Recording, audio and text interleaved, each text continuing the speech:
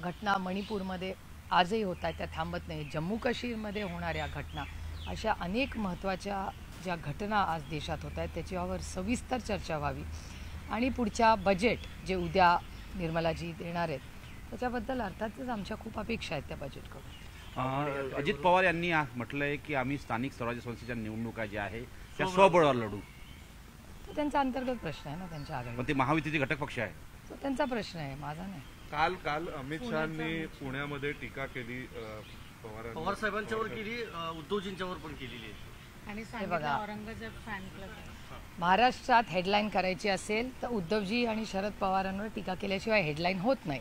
आणि एका सशक्त लोकशाहीमध्ये आमच्या विरोधकांना एवढा तर अधिकार आहे ना टीका करायचा. अरे विरोधक पण दिलदार असला पाहिजे, त्याच्यामुळे तो त्यांचा अधिकार एक सशक्त. आणि आम्ही लोकशाहीवाले लोक आहोत, आम्ही दडपशाहीवाले नाही. त्याच्यामुळे तो अधिकार अमित शहांना आहे. ते आमचे शेवटी विरोधक आहेत, ते आमचे काय गुणगान गाणार नाहीत, आमच्यावर टीकाच करणार आहे.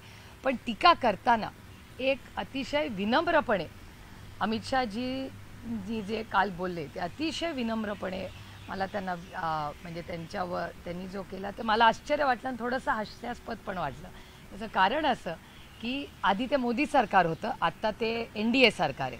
पण जेव्हा मोदी सरकार होतं त्याच मोदी सरकारने आदरणीय पवारसाहेबांना पद्मविभूषण गेले 6 दशक 60 वर्ष महाराष्ट्राची आणि देशाची उत्तम सेवा केल्याबद्दल पद्मविभूषण देऊन त्यांचा सन्मान केला. याबद्दल मी मोदी सरकारचे आभारी आहे.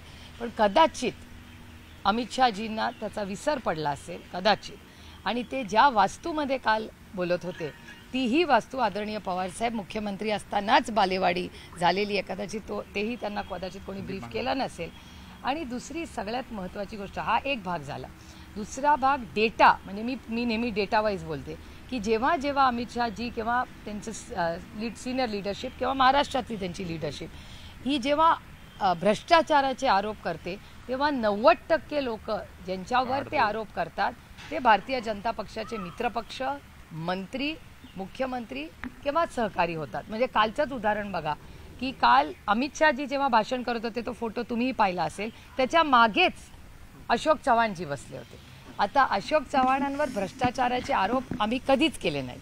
ते आरोप भारतीय जनता पक्षाने केले. त्यांच्याकडे ED, CBI, income tax, ICE हे कोणी पाठवलं? भारतीय जनता पक्षाने पाठवलं. आणि बरोबर अमित शहाजी भ्रष्टाचाराबद्दल बोलताना त्या स्क्रीनशॉटमध्ये बरोबर मागे अशोक चव्हाणजी बसले होते. मी म्हणत नाही अशोक चव्हाण भ्रष्टाचारी आहेत, मी कधी म्हणलंय नाही, कधी म्हणणारही नाही.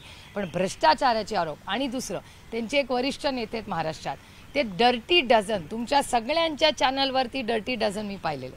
त्या डर्टी डझनमध्ये कोण कोण होते तुम्हाला सगळ्यांना माहिती आहे. आणि आज ते सगळे डर्टी डझन आज ज्या पक्षाच्या बरोबर अमित शहाजींच्या पक्षाने मैत्री केली आहे आणि त्यांचं सरकार आमचं चिन्ह आणि पक्ष फोडून केलेलं आहे, ते सगळे डर्टी डझन आज त्यांच्या मंत्रिमंडळात आहे.